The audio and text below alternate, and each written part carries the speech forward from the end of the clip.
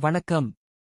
52 சக்தி பீடங்கள் தொடரில் இன்று நாம் பார்க்கப் போவது காஞ்சிபுரம் ஸ்ரீ காமாட்சி அம்மன் கோவில்.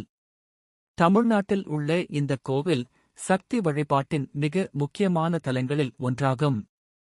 உலகம் முழுவதும் இருந்து லட்சக்கணக்கான பக்தர்கள் அம்மனை தரிசிக்க இங்கு வருகிறார்கள். ஆனால் இந்த கோவில் ஏன் இவ்வளவு சிறப்பு?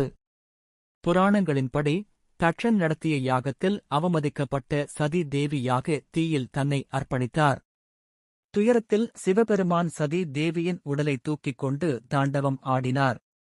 உலகை காப்பாற்ற மகாவிஷ்ணு சுதர்சன சக்கரத்தால் சதி தேவியின் உடலை 52 பகுதிகளாக பிரித்தார்.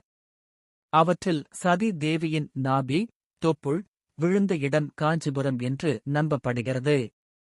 அதனால்தான் இது 52 சக்தி பீடங்களில் ஒன்றாக போற்றப்படுகிறது.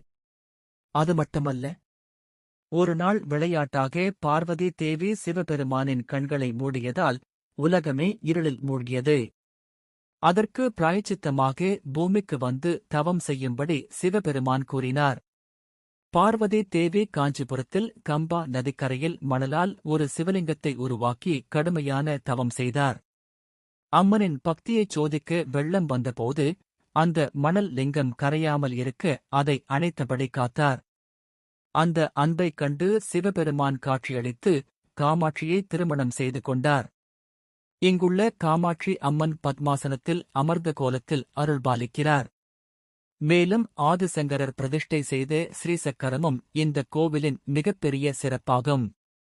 இங்கு வழிபட்டால் திருமணத் தடைகள் நீங்கும், குடும்ப ஒற்றுமை, மன அமைதி, செல்வ வளம் கிடைக்கும் என்று பக்தர்கள் நம்புகிறார்கள்.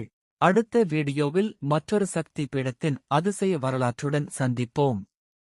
குருவே சர்ணாம் யூடியூப் சேனலை சப்ஸ்கிரைப் செய்ய மறக்காதீர்கள்.